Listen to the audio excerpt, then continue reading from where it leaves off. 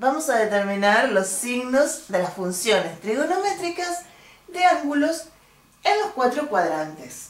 Para ello vamos a trabajar con un ángulo alfa, no importa la amplitud, sí que esté en el primer cuadrante, es decir, comprendida entre 0 y 90 grados.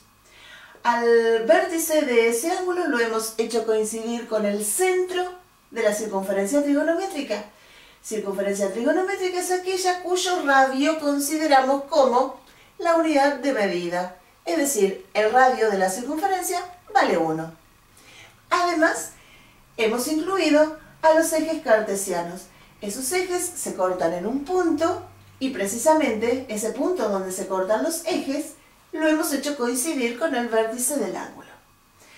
Entonces, dijimos que nuestro ángulo alfa está comprendido entre 0 y 90 grados, ángulo del primer cuadrante. Para poder determinar las funciones trigonométricas, recordemos, eso lo explicamos en otro video, recordemos que lo que hacemos siempre es tomar un punto perteneciente a uno de los lados del ángulo y bajar una perpendicular hasta cortar al otro lado y que se genere un triángulo rectángulo.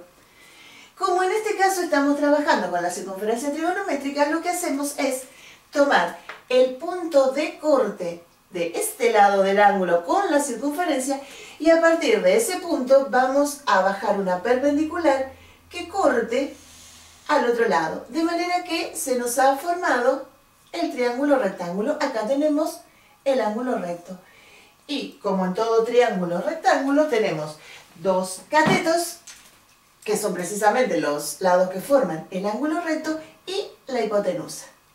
Este es nuestro ángulo a considerar, por lo tanto, acá tenemos el cateto opuesto, el que está enfrente al ángulo, y cateto adyacente, que es el cateto que está formando al ángulo.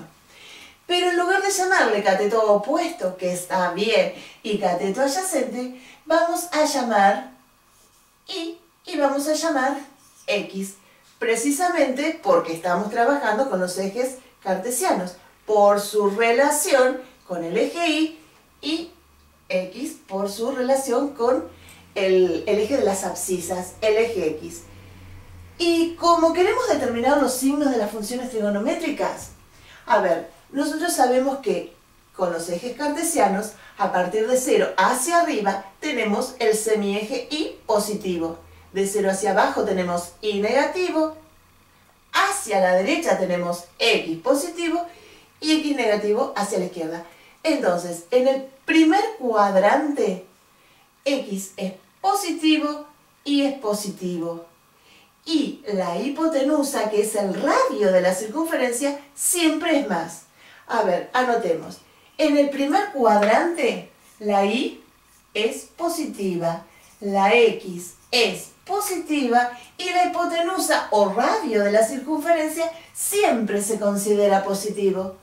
Entonces, cuando vamos a determinar los signos de las funciones trigonométricas, recordemos a las funciones trigonométricas, sabemos que el seno es el cociente entre Y, el cateto opuesto, Y sobre la hipotenusa. Y sobre hipotenusa. La hipotenusa siempre se considera positiva. La Y en el primer cuadrante es más. Esto nos da más por más, más. Con el coseno del ángulo. Coseno es el cociente entre el cateto adyacente y la hipotenusa, es decir, X sobre hipotenusa. La X es positiva en el primer cuadrante, la hipotenusa siempre es más por más nos da más. Y la tangente de nuestro ángulo, recordemos, es el cociente entre el cateto opuesto y el cateto adyacente, es decir, Y sobre X. Como la Y es positiva, la X es positiva, esto nos da más por más, más. Lo mismo ocurre con las inversas de estas tres funciones, es decir, la cosecante, la secante y la cotangente. Ahora, conclusión.